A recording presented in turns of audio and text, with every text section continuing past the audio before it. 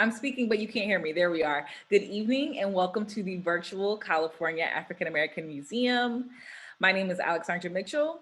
And for those of you I have not yet had the pleasure of meeting, I am delighted to serve as the Manager of Education and Public Programs here at CAM.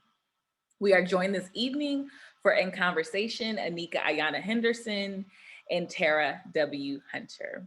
We are excited and honored to have Dr. Henderson discuss her latest book, Veil and Vow with Dr. Hunter. Dr. Henderson is a writer and scholar working across African American print, sound, and visual culture. She is an associate professor at Amherst College in the Sexuality, Women's, and Gender Studies Department, with affiliations in the English and Black Studies departments, as well as the Film and Media Studies program. In her new book, A Veil and Vow, Marriage Matters in Contemporary African American Culture, Henderson provides a new opportunity to grapple with old questions, including who can be a citizen, a wife, and marriageable. This thought-provoking book makes it clear just how deeply marriage still matters in African American culture.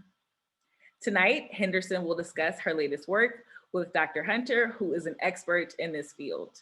Tera W. Hunter is the Edwards Professor of American History and Professor of African American Studies at Princeton University. Her research focuses on gender, race, and labor in Southern histories. Her latest book, Bound in Wedlock, Slave and Free Black Marriage in the 19th Century, won many prestigious awards. Her new project is The African American Marriage Gap in the 20th Century. She is also co-authoring The Making of a People, A History of African Americans with Earl Lewis and our dear colleague, Robin Kelly. We look forward to a lively conversation between two esteemed professors with so much research in common. As you know, you can ask questions via the question and answer feature at the bottom of the screen. And with that, I am delighted to turn the conversation over to Dr. Henderson and Dr. Hunter. Thank you so much, Alexandra, and to the museum for bringing us in to be a part of your program. And congratulations, Aneeka, for your book. It's exciting to finally be a part of a celebration for your book. It had the unfortunate timing of coming out last year during the pandemic. So we haven't been able to meet in person and celebrate and discuss the book. It would be wonderful to be in California right now, but it's great nonetheless to be on Zoom and then also have access to an audience of people who would not be able to be in the same space physically. So I think that that is a benefit. So Aneeka, I'd like to start with having you talk a little bit about who you are as a scholar. Can you just tell us about how you define yourself as a scholar? Yes, absolutely. And I also just want to second what you said. Thank you, Alexandra, for such a warm welcome. And I'm just excited to be here as well. So so all of my degrees are in English literature. So my bachelor's, my master's, and my PhD. Now, so I've been fairly consistent throughout my academic career, except in the first couple of years of undergrad, I was a journalism major. And because I kind of thought that if a person likes to write and they love to read and write, this is the kind of career path you go on. So I was a journalism major, and I also had this really transformative class in high school. It was like this hybrid class of journalism slash world literature. And so that kind of compelled me to start with journalism.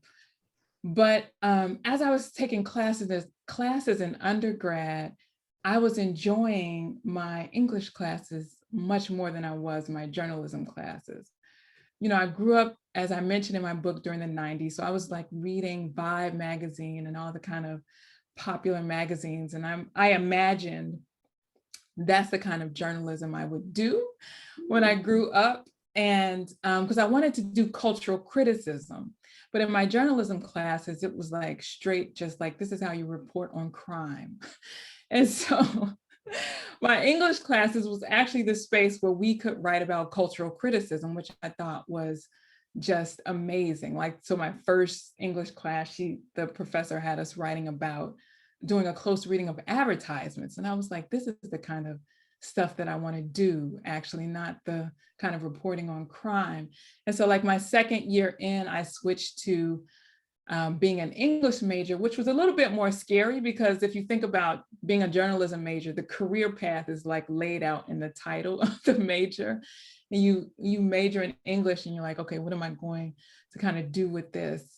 But I was able to kind of do the kind of cultural criticism that I wanted to do in my English classes, and also read literature and fiction and do close readings of those kinds of texts. So I just never stopped with English literature. And over time, of course, in graduate school, I kind of broadened and both refined my interest to thinking about cultural studies, which is, you know, obviously something I was interested in, and also kind of Black feminist criticism and history and literary histories. And so those things are kind of shaped my career and shaped my scholarship and how I define myself as a scholar. So one of the things that's interesting is the way you start the book. You talk a little bit about your interest in fiction, in particular, a particular genre of fiction, and you paint the scene of being in high school and, you know, traveling on the buses in Chicago and seeing people reading these novels by Black writers, by Black women writers in particular, having to do with romance. And they had very brightly covered covers. And so I'm wondering to what extent you were reading those novels. Were you allowed to read adult fiction when you were in high school, or did you have to, you know, get a flashlight and read under the covers at night? Or, you know, how did you get interested in this literature that you talk about in your book? I do start the book thinking about those women on the train and the bus reading those novels. And honestly, I was reading those novels, and I was reading them before I got to high school, actually. And I didn't have, my mother wasn't kind of like micromanaging my reading habits. And what would happen is so around like 5th through 8th grade, we moved, and there happened to be a public library like right around the corner from my house, which I just loved because I could just walk there, I could ride my bike, very close, very accessible. And I would go to get books for myself. And over time, you know, as I started to go more frequently, my mother would actually have me go and pick up books for her or put books on hold for her. And so I would get the books that I wanted, but then I would, you know, also pick up the books that she had requested. And one of the things that always stood to me and still stands out to me today is like her, you know, asking me to pick up like the books by Terry McMillan. She didn't read all the books that I cover in Veil and Vow, but the Tera McMillan books were just a really special moment because I would go and pick them up or try to pick them up. And there would be like 60 holds on like disappearing acts, waiting to exhale. And, you know, I was going to the library frequently, and I had never seen this kind of thing before with any books that I had checked out for myself. So that was really fascinating for me. It made me think like, oh, I have to read these books. I have to find out why they are so extraordinarily popular. And so I would bring them home for her. And I don't know if she knows this, but when she was finished with them, I would just go and get them and read them. And so I didn't get in trouble for reading them, but I did trouble for another thing. And so actually that relates to reading these novels. So every day we had chores, but also Saturday mornings was like a big day for chores, right? You couldn't go outside until you had done your chores. And so one of my chores was to clean our kind of upstairs bathroom. And sometimes I would go in there and I would close the door and turn the water on so that she would hear.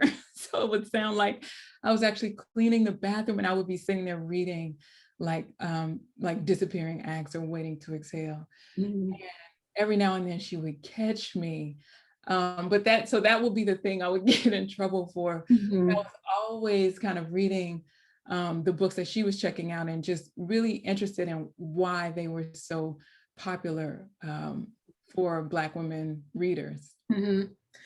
So how did you come to your book project then? What inspired you to write it? You already had an interest in the novels, you had an interest in popular culture. So what inspired you to write the book?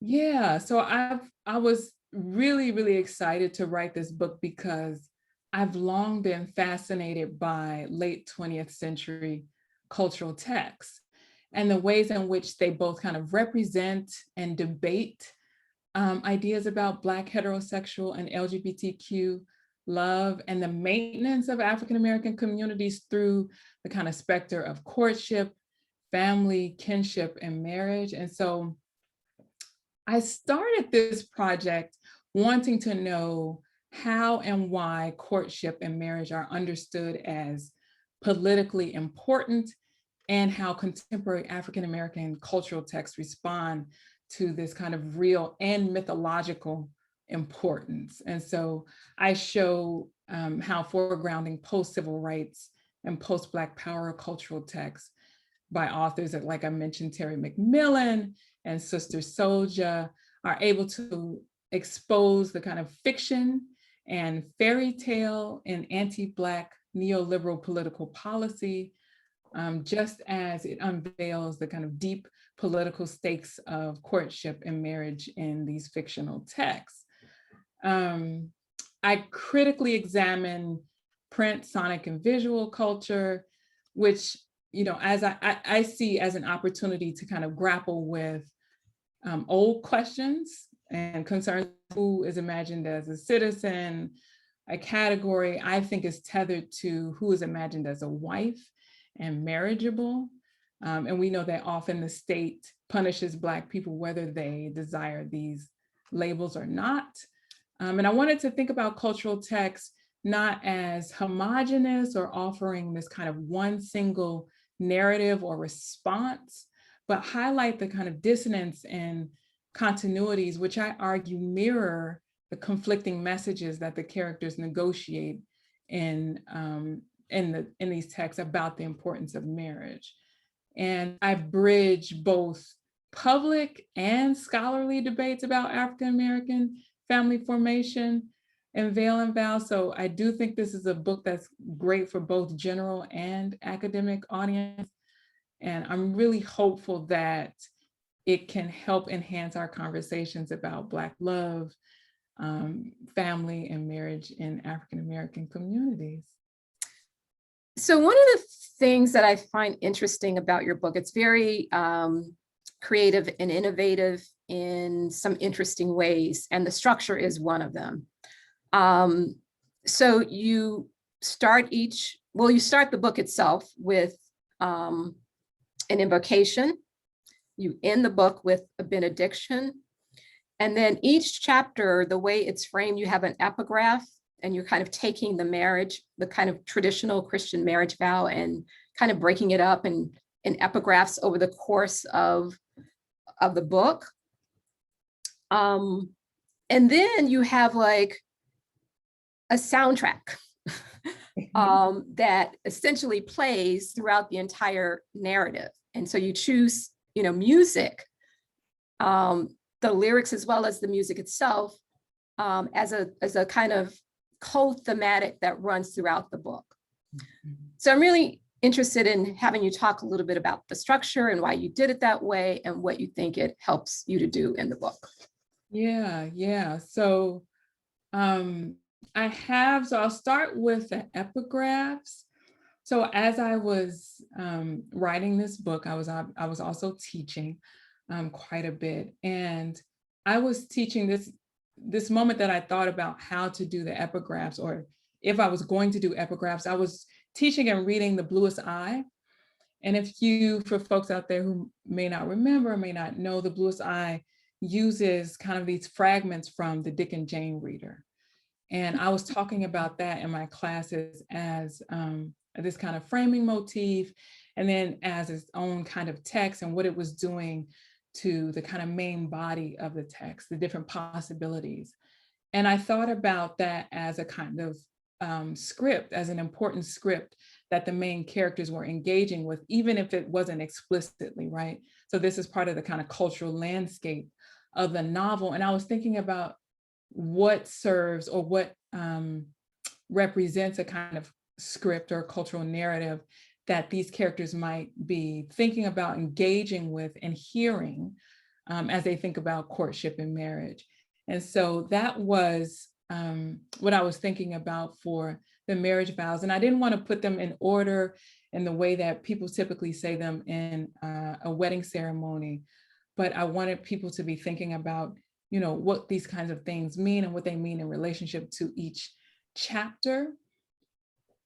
And so I kind of shifted them around and placed them where I thought they were most appropriate. I also wanted people to think about the culture of marriage and the culture of wedding ceremonies as they entered into the book, the space of the book.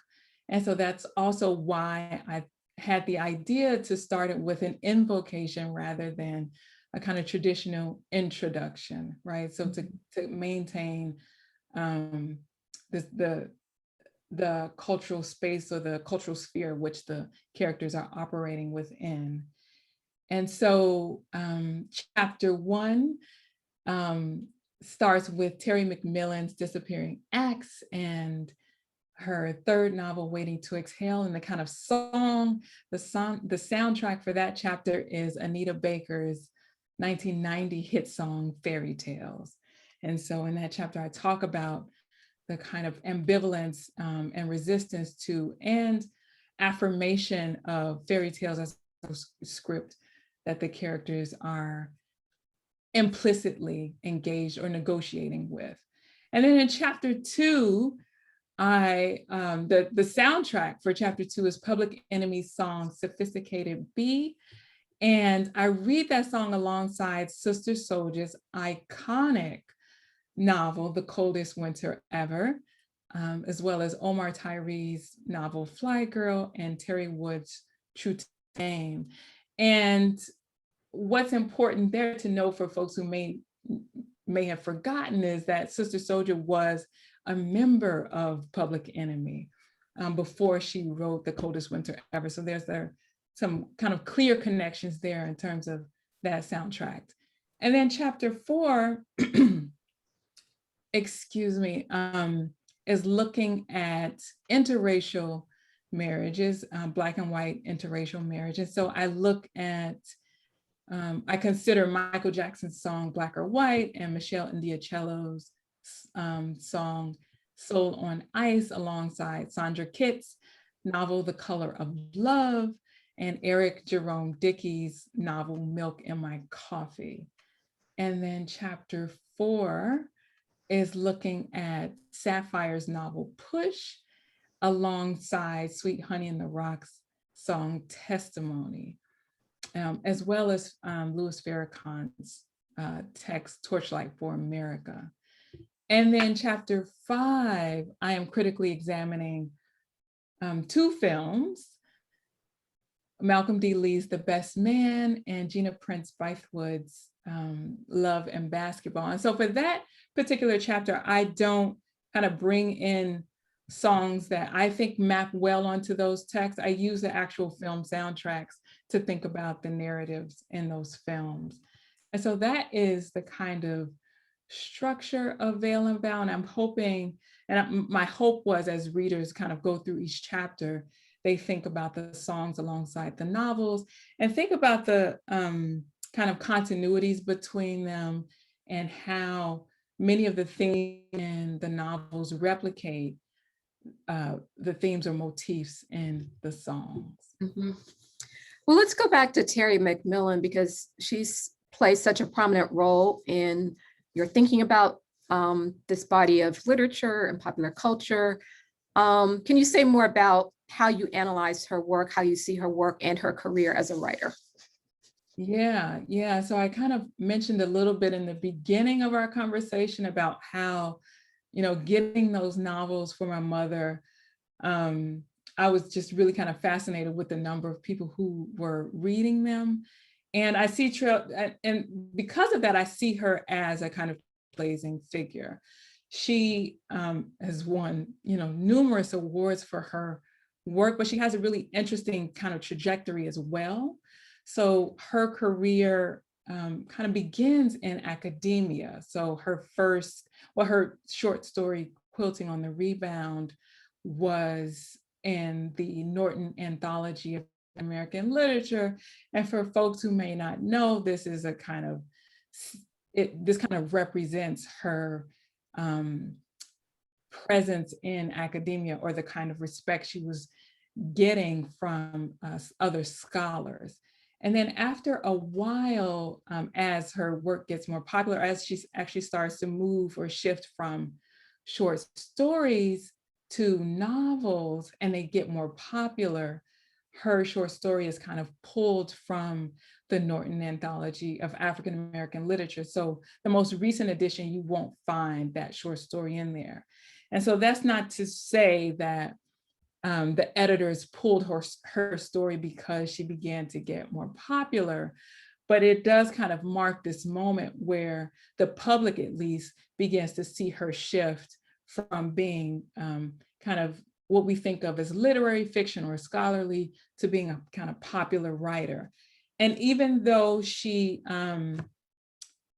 doesn't really consider herself a kind of romance writer, she does precipitate a number of Black female romance writers that come after her.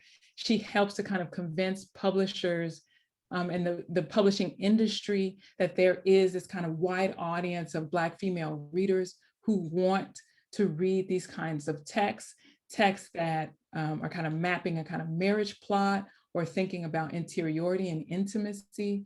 She does precipitate that. And it's just a really important figure for both print culture, but also film adaptations, right? So many of her texts have been adapted into television series like Disappearing Acts, as well as film adaptations. She, completely influenced or transformed the tourism industry. When she published How Stella Got Her Groove Back, there were just extraordinary number of Black women who flew to the Caribbean to kind of recreate the narrative in that book. So she's just such an important figure for late 20th century African-American culture and literature and fiction. So one of the claims that you make in the book is the ways in which sort of popular culture, fiction influences the way we think about marriage, or influences people's aspirations for romance and marriage as African Americans. Can you say more about how you see that influence operating? Yeah, so I think first that fiction is so transformative in getting us to think about our own lives and the lives of people around us. And so these texts by Tera McMillan, Sister Souljah, et cetera, precipitated a kind of rise in Black book clubs, African-American book clubs, where Black women would read these texts and sit and kind of discuss and debate and talk about them.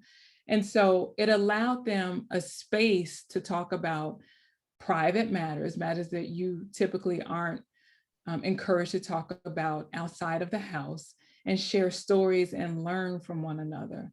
So even if they're not mapping themselves, even if readers aren't thinking about, like, I want to do exactly what Bernadine did in Waiting to Exhale, it gives them a space to talk about their own experiences and how they might be different or similar to the characters, and really try to negotiate the kind of path that they are on. And I think it's also important that these texts put Black women as protagonists, right? So as I was growing up, I was watching the kind of gateway drug to these novels, which was soap operas.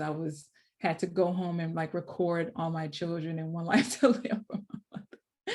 And I think that a lot of women were watching those soap operas, and I think it kind of led to kind of reading of these novels because, you know, the soap operas would have one or two kind of Black women in the storyline, but these novels centered Black women and really gave them the space and the freedom to talk about their own lives and think about their aspirations, whether they be kind of realistic or not. So I think these novels were such an important part of negotiating one's own kind of intimacy and trajectory in terms of marriage and courtship.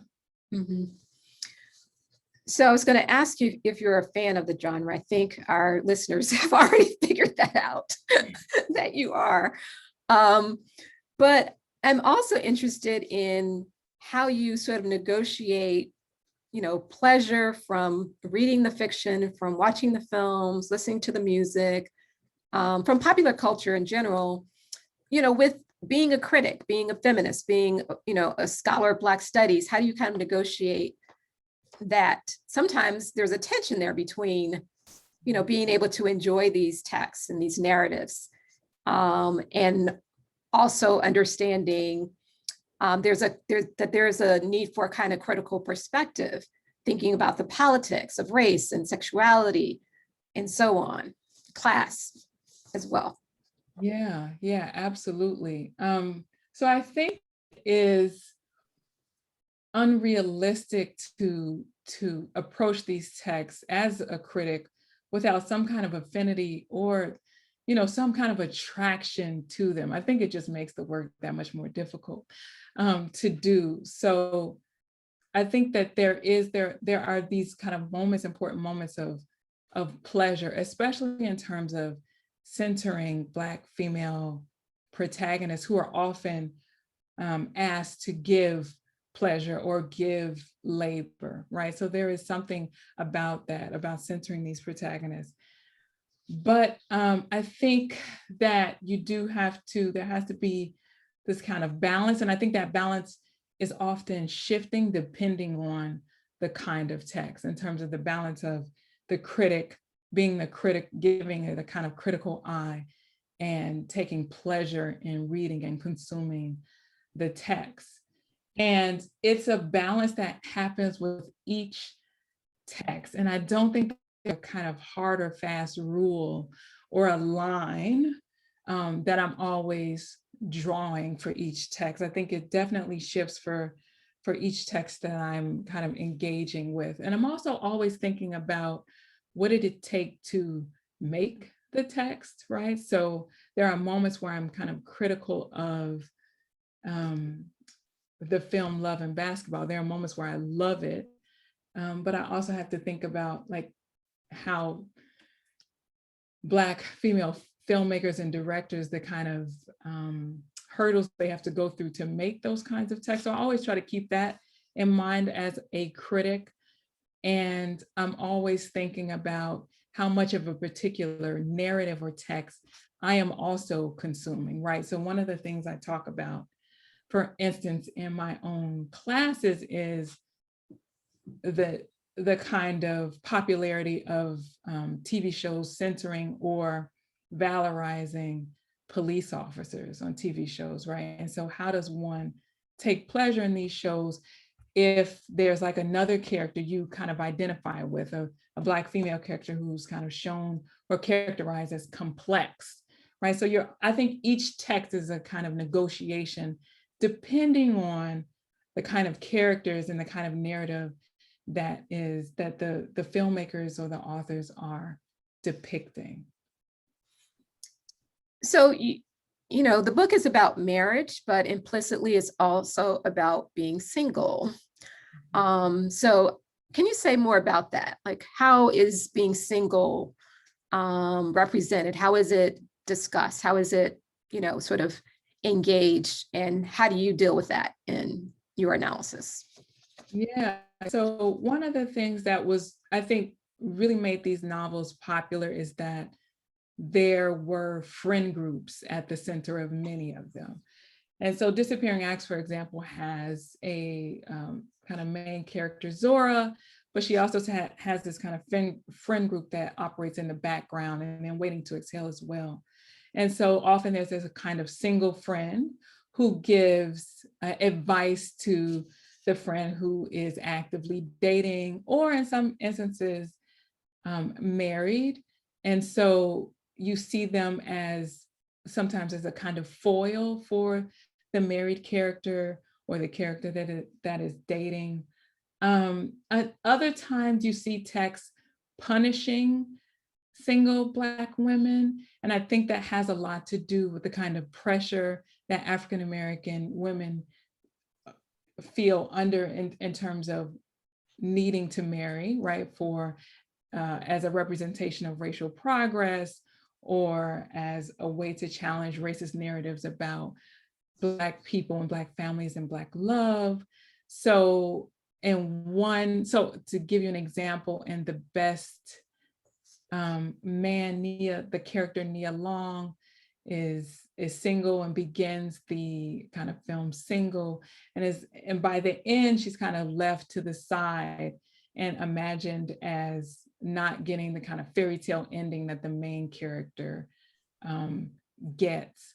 And so you see that the text or the narrative is attempting to represent single Black women often as lonely, or as kind of not belonging to the kind of ensemble cast or the central characters.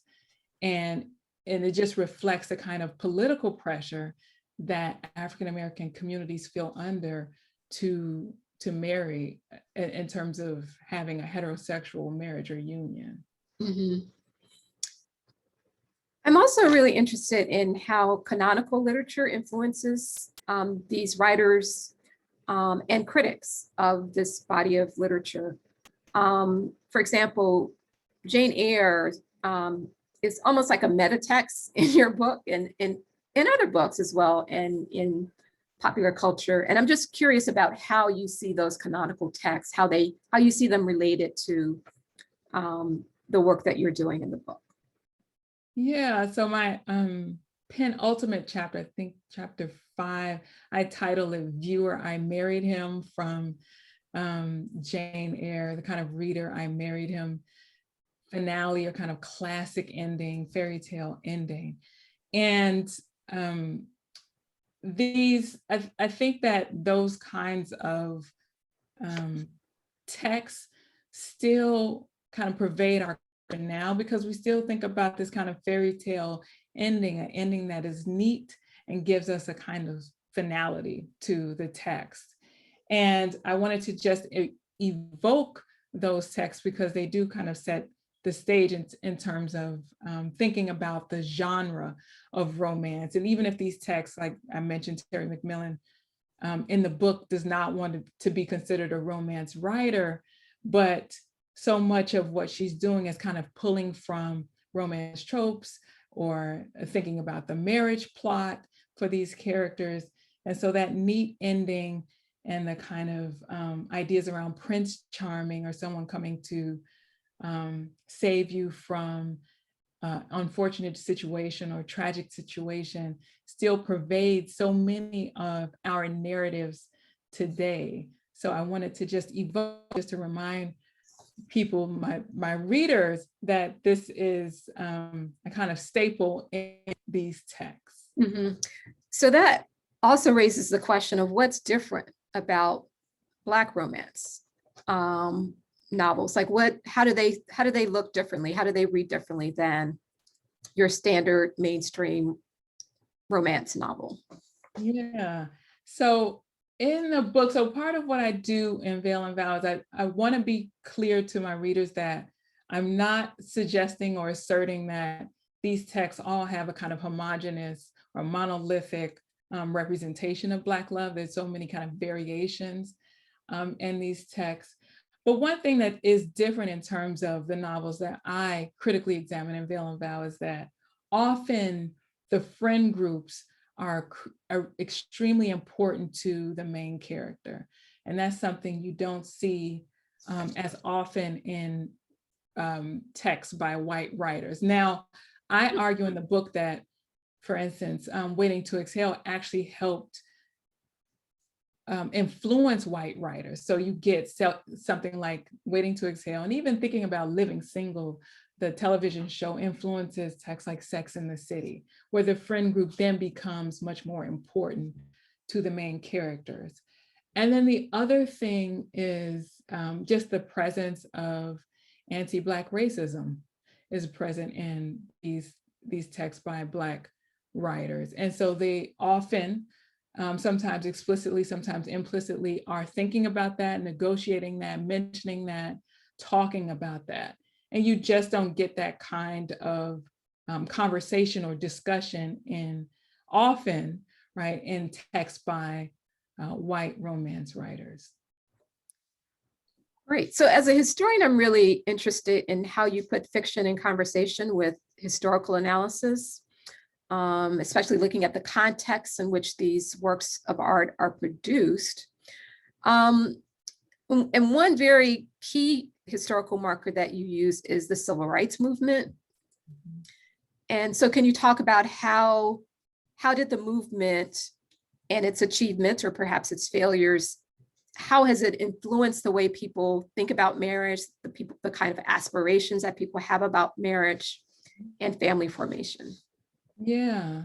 So I talk about these texts as both kind of post-civil rights era texts and post-Black power texts. So they're kind of in the wake of these two movements and moments. And with the post-civil rights era, or thinking about these texts after the Civil Rights Act, there is this kind of assumption that the state or the nation has given Black people everything they've asked for, or given them enough, right? So that is the kind of fiction. And then the politicians begin to make this argument, and we've given you enough, so now it's time to get married, right? So now it's time to really kind of capture or the final step in the American dream.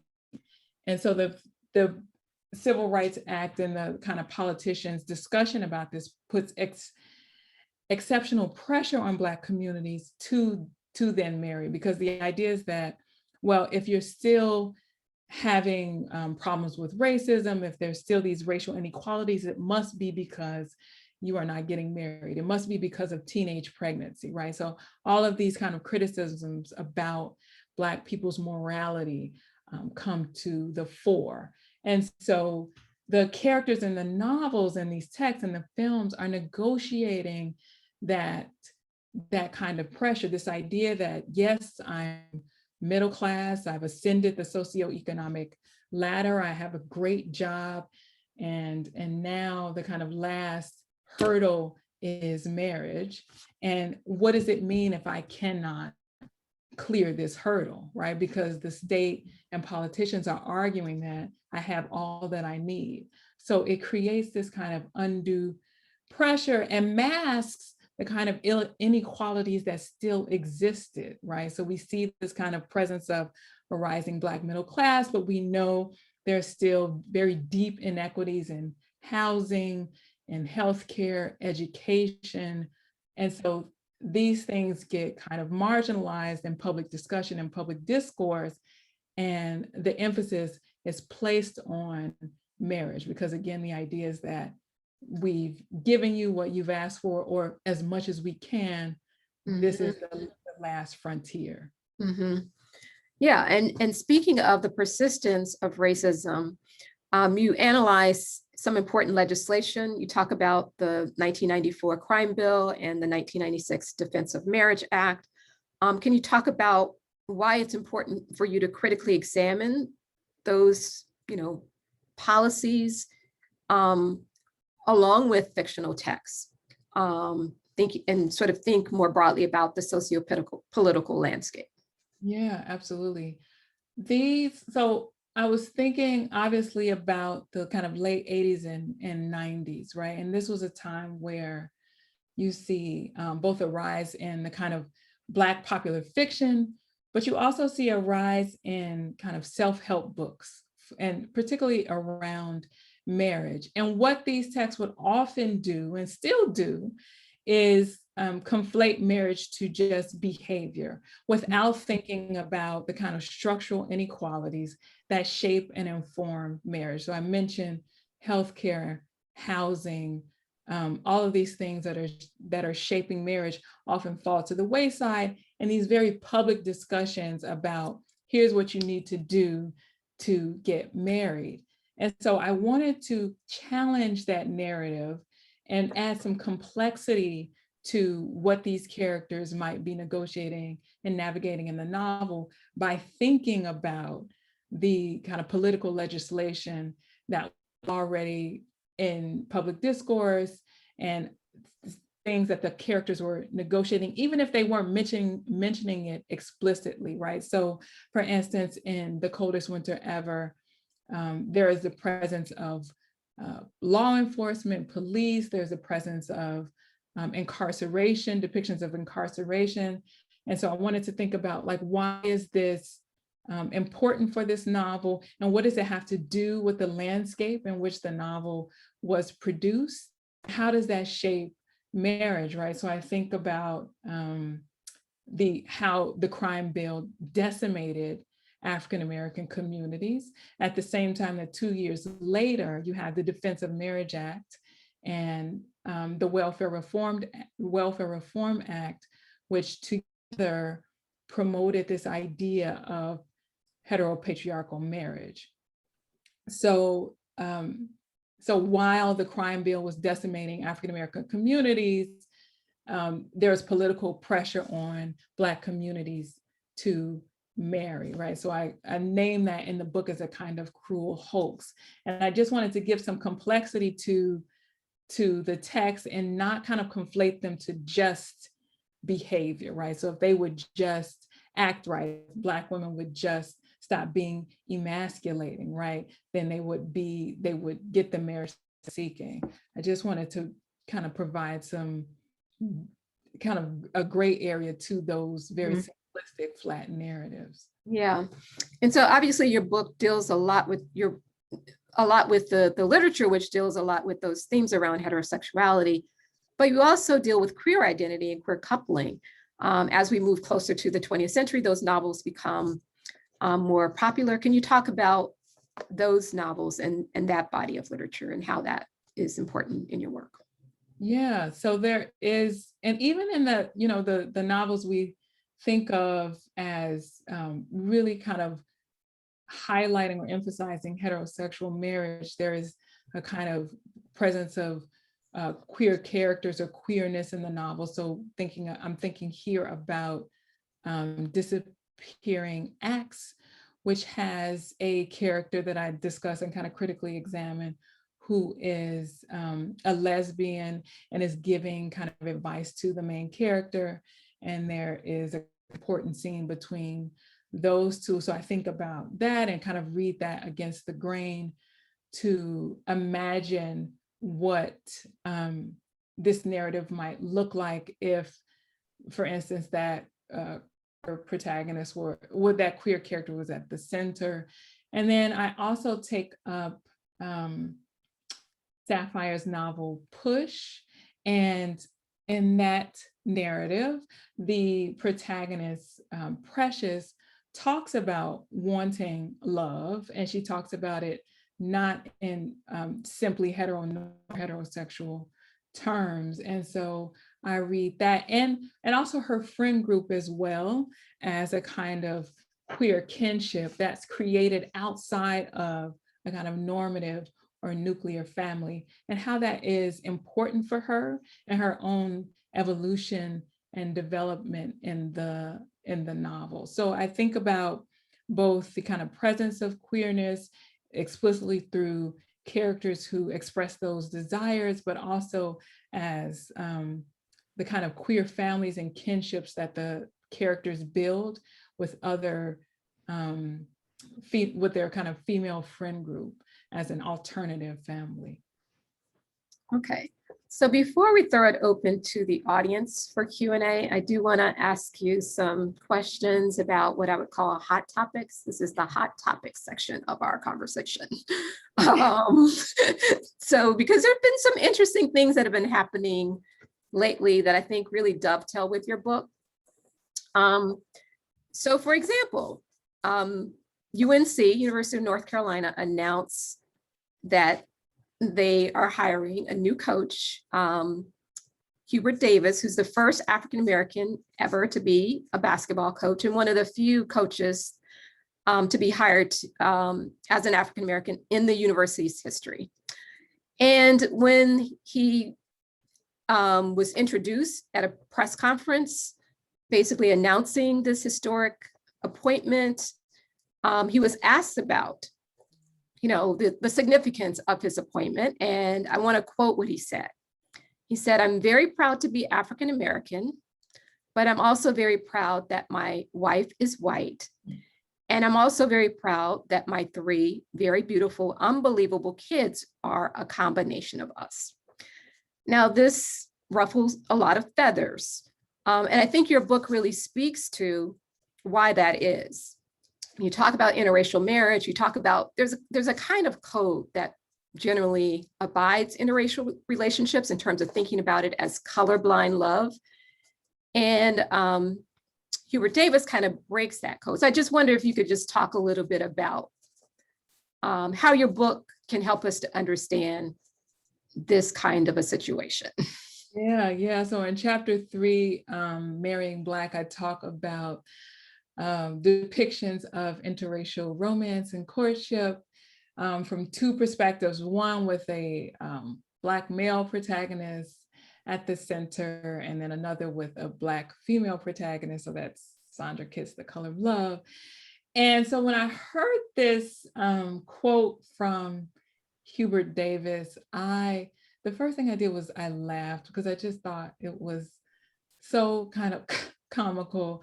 And I'm glad you reminded me of his name, because all I remembered was what he said. And I think that's all that a lot of people remember, is what he said. And so a couple of things strike me about his comment. So he begins, so before he says that, I'm very proud to be African-American, blah, blah, blah. He gives this kind of these statistics and this demographic information about the kind of number of African-American coaches.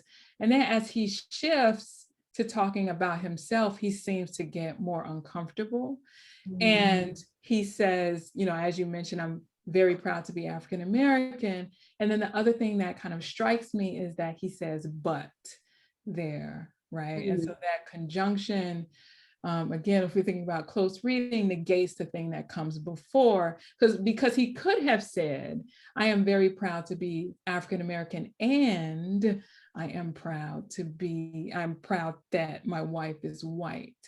So that's the second thing. The third thing is that he then also could have said, I am proud, of my wife, or I love my wife. But the fact that he's proud that his wife is white is just extremely striking, because I'm not sure where I would love for someone to ask him, can you say why you're proud that she's white, right? Because the idea there is that you married her because she's white. Is that the thing? That's the thing that stands out to him in that moment. And then another thing that I noticed is that, I pay attention to sports and I watch sports when I can, often in press conferences with athletes, there's very little interest in, or there aren't a lot of questions about the athlete's family, unless the athlete is a woman, right? So then there are questions about right. Absolutely. Right. That's why I follow Serena's daughter on social media, right? Because that's just part of the narrative that people ask and people want to hear about. But I rarely hear that with male athletes. And the fact that he thought that was a moment to bring up his wife is so fascinating, because no one asked. And so that is, it seems he just seems to be uncomfortable with his own kind of racial identity. And it seems that statement seems to suggest that the thing he's most proud of about his wife is that she is white, which, just leads to, ideas about fetishization and interracial romance. Yeah, and I thought about too, the point at which you talk about Eldridge Cleaver in your book and how he associated, having a white girlfriend with freedom. And it's kind of a similar sort of sentiment that Davis seemed to be expressing. Yes. So I do want to make sure that we have time for questions. Do we have any questions yet? Oh, we do have at least one question so far. Do you have any thoughts about, and this is from an anonymous attendee, do you have any thoughts about how cultural influencer and creative producer Tyler Perry depicts marriage relationships for professional Black women? His movies often feature negative and emotionally unstable depictions of this specific kind of woman. Yeah, I mean, if I'm being honest, I'm not the biggest fan of Tyler Perry's films and his work, because I do find his depictions of African-American women and marriage extremely problematic. He often reduces them to kind of behavioral problems. The professional women are too ambitious. They aren't willing to kind of settle. And by the end of the text, it seems as though he's making sure that they do settle in some kind of way, or they have to kind of experience or endure extraordinary amounts of abuse in order to get the kind of love that the text determines is appropriate for the main characters. So I find his text a little too problematic to kind of engage with kind of pleasure that I can with other texts. So you do have a line. I do. You do have a line. Okay. Yes. We don't have any more questions in the Q&A. So I have another question, another hot topic. So there's this, real life royal romance of the Sussex couple, Prince Harry, Meghan, the Black biracial American princes who married, they married several years ago.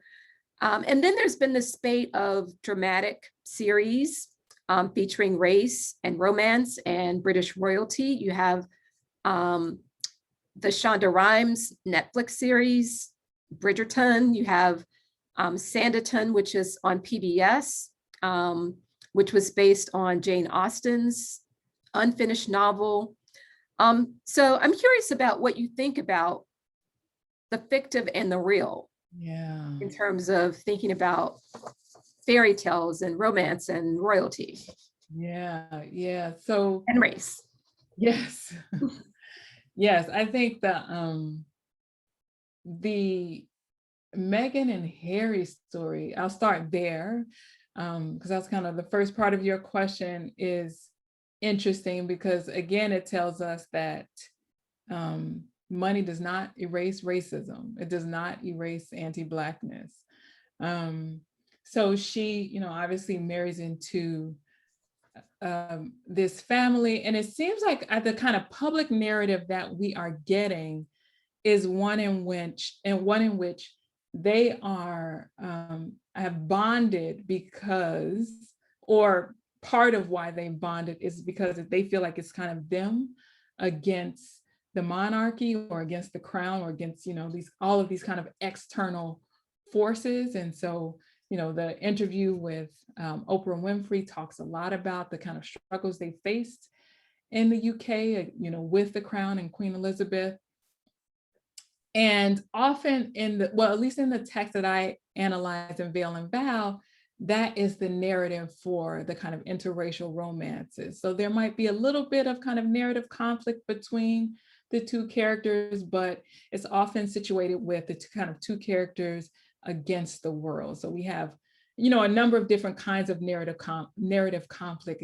It could be person against technology, person against nature or society. And so I see how at least public discourse is kind of shaping Meghan and Harry's narrative, or the kind of conflict that they're having, in a way that's very similar to these kind of fictional texts that I analyze in Veil and Vow. And I think what I want to see a little bit more of, because I'm nosy, is I want to know, I'd love to know, like, what other things brought them together. So I know that we have, like, you know, they kind of met through a blind date, right? But I'd love to know, like, what kind of interests they share, you know, what is kind of maintaining the relationship or maintaining the love, or what kind of brought them together initially, what kind of common interests do they have? And we haven't yet gotten a chance to see that, because so much of their kind of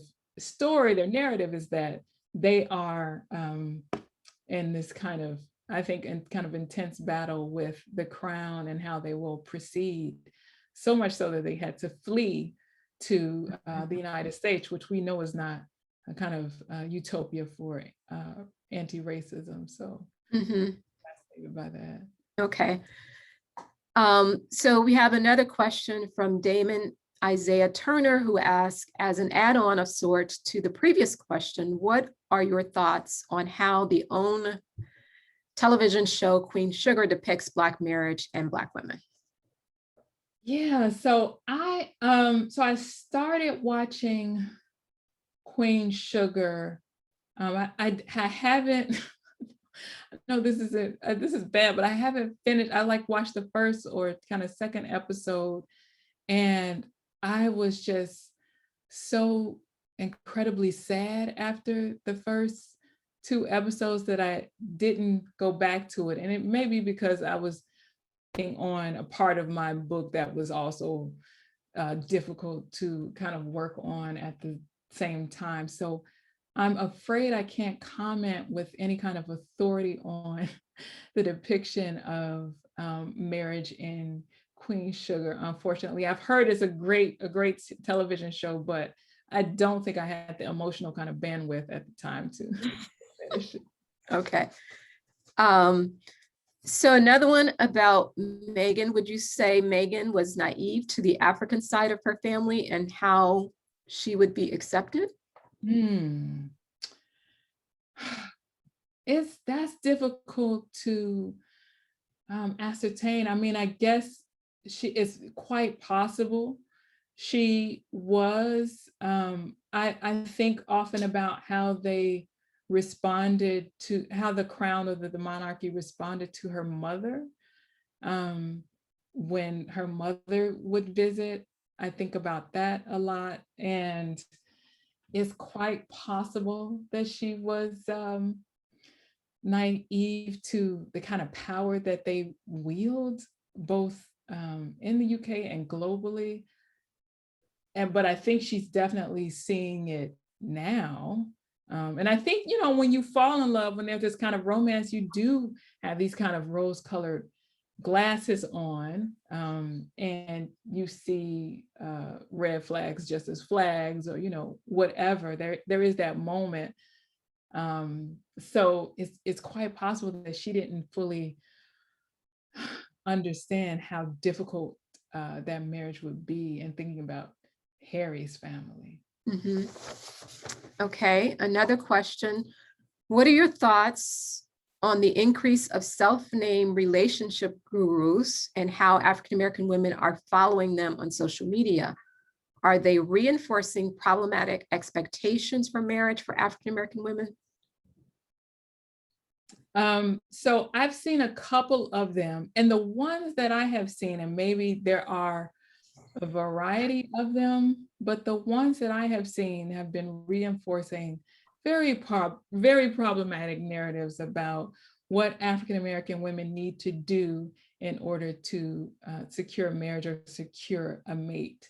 And it's a kind of, what I see as a kind of micromanaging of both how Black women look, what they need to wear, what they need to have, and what they need to do in relationships.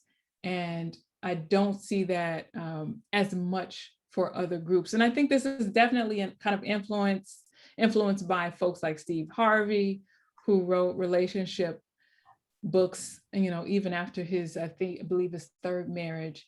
And, you know, I think those texts, the popularity of those texts and this idea that romance and marriage can be conflated to just simply behavior, how people are behaving, and not thinking about how people might behave differently if they're facing housing insecurity or food insecurity. I think those things matter and shape how people respond to romance, respond to stress, etc. And those gurus often are selling very simplistic strategies for marriage and for courtship. And I think we need kind of new narratives about what it means to navigate courtship and marriage as a single African-American woman. Mm-hmm.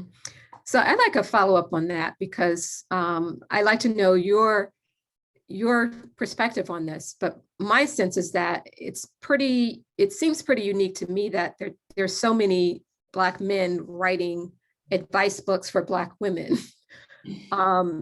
compared to the sort of the regular genre where it's usually women writing, you know, advice books for women or for everyone, or men writing, you know, books that are more directed to men or for everyone. So is that unique? Is it unique to have men sort of telling women, giving them advice, giving them instruction on how to be better, like how to be, you know, better wives, or how to get a man, how to be a wife?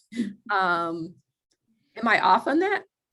Well, I mean, it's definitely very patriarchal, right? I mean, this idea that a man can tell you how to be a better woman is in some ways tracks, but it does seem like there are more, just in terms of directed at Black women in the bookstores. So I'm often trying to just go in bookstores and see what are the new kind of relationship books. And now, of course, we have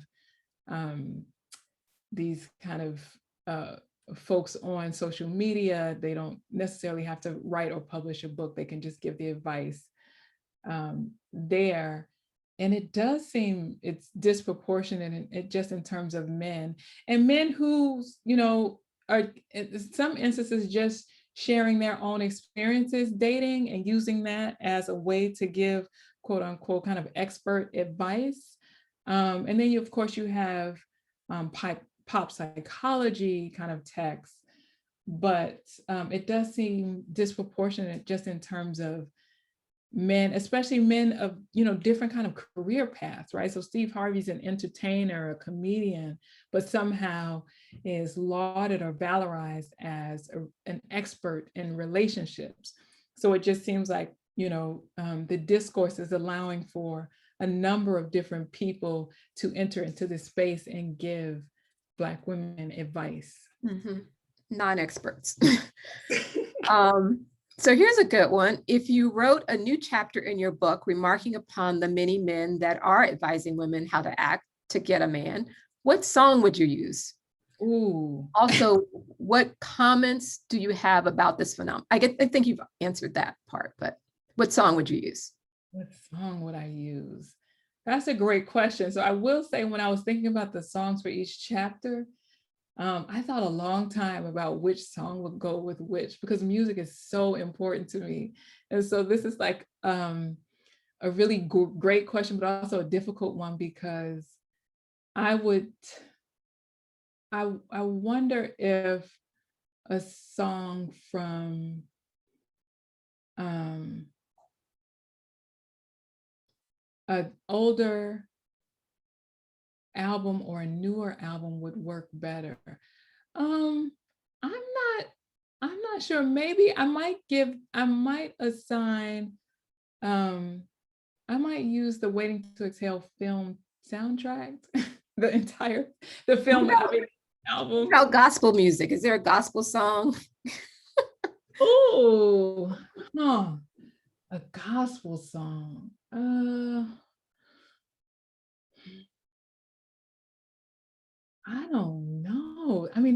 That's so difficult for the men who are giving advice about marriage.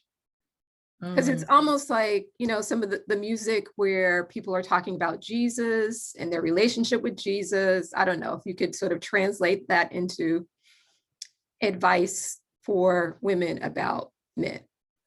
I don't know. That was just off the top of my head. No, that's a great question. I would have to think more about that, because the matching of the soundtrack was just like so important and so critical to me, that like I had a number of different songs I was considering, and then I would listen and cross them off. So I hate to just give something off the top of my head and then I go back and say, no, that's actually not. So you're going to update us later on that song. You're going to think about that one and come back to us.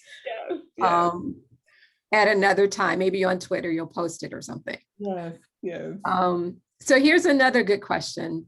Does your book address differences in class and whether and how marriage matters is different or the same? Yes, absolutely. I deal a lot with class because it just continues to come up both in the fiction and in the music. So in that first chapter where I'm thinking about or kind of critically examining Terry McMillan's novel. So Disappearing Acts is her second novel. And the main character, Zora, is attempting to figure out if she wants to continue to date her suitor. His name is Franklin, but she is kind of in a stable, has a stable middle class status. Franklin is often underemployed or unemployed. And there's this kind of critical moment in the text, which I unpack in Veil and Vow, where he says, or does money matter that much to love, right? So that's not the quote verbatim, but he's asking her to choose between money and love. And, you know, I talk about how the music at the time that this novel was published reflects this kind of challenge or conflict for Black women. So I was thinking about Gwen Guthrie's song, Ain't Nothing Going On But the Rent, right? You got to have a job if you want to be. So I think about that because this is such a kind of critical moment in the novel, because if she chooses to think about money and love together, first of all, that challenges the kind of romance genre as a whole, right? Because in romance and kind of marriage plot, you are not to think about money and love together, right? Love is supposed to be pure and completely divorced or severed from issues around finances. And so then we have this kind of stereotype, obviously, of the Black female gold digger. And this is, of course, pre-Kanye West's song Gold Digger, but there was still this image and this representation of Black women as gold diggers because the public saw them ascending the socioeconomic ladder faster than Black men. And then you also had the idea or the kind of representation of the so-called welfare queen, who is only interested in money and spends her money excessively and irresponsibly, right? So these two images kind of map onto each other, with the Black woman as a kind of scammer in her intimate or personal relationships, but also in public relationships with the state or the nation, right? Taking money from the nation. So class becomes a really important mode of thinking about Zora and Franklin's relationship together, because she is trying to figure out, you know, can I date someone who's not at the same doesn't have the same class status as me, especially within a community that is particularly vulnerable to being disenfranchised economically, right? So she has these kinds of pressures that white female protagonists don't have. And so she is kind of constantly thinking about love and money. And it comes up, of course, again, in Waiting to Exhale, but also in Sister Soldier's The Coldest Winter Ever. And that protagonist, Winter, is always thinking about money and love and class position, because she's a character who has this very precarious class position in terms of being from a family who a family or a father who is involved in an illegal drug trade, but she also lives in a kind of poor working class neighborhood. And so she is trying to navigate her own precarious class position, which eventually crumbles as she moves, through the novel. But I'm always thinking about class in these texts because it comes up so frequently for the characters. Mhm. Yeah, great question. Okay, we have time for a couple more. Here's one, anonymous attendee. Curious how you are thinking, if at all, about this moment in rap and how women rappers in particular are equating being a good wife with hypersexuality. For example, Cardi B's "I don't cook, I don't clean, but let me tell you how I got that ring." What does it tell us about shifting views both on marriage and women's sexuality? Yeah, that's a great question too. So I do think that the narrative that that comes out of Cardi B's songs, and I think it comes out in that one and others, is influenced by earlier female hip hop artists such as Lil' Kim and Foxy Brown. And I think that, so they weren't saying that exact same thing, but I think those narratives come out of, earlier artists. So I don't think they're the first to do that. And I think that we also have to think about the genre of music, because often for Black female hip hop artists, there is a kind of pressure to represent oneself as hypersexual. And so, we often kind of think about Lauryn Hill as being the antithesis of that, or opposite of like a kind of Lil' Kim, Cardi B, Nicki Minaj.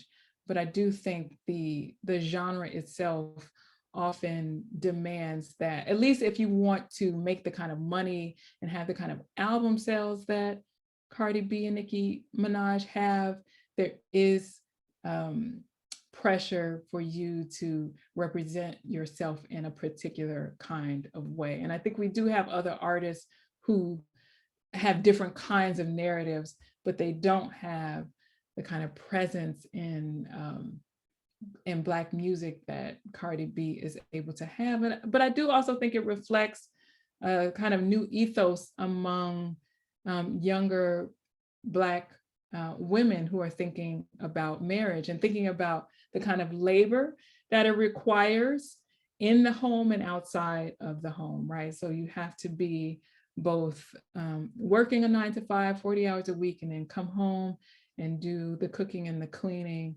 And in some ways, it could be kind of resistance to those calls for excessive amounts of labor, but it could also be a reflection of the music industry, which often demands that Black female artists, represent themselves in a particular kind of way.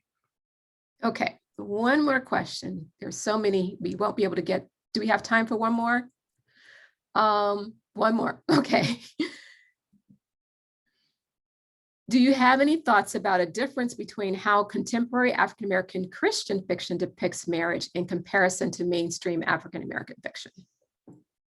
Ooh, I would have to come back to that. I have not read a lot of, or very much at all of the kind of Christian romance novels.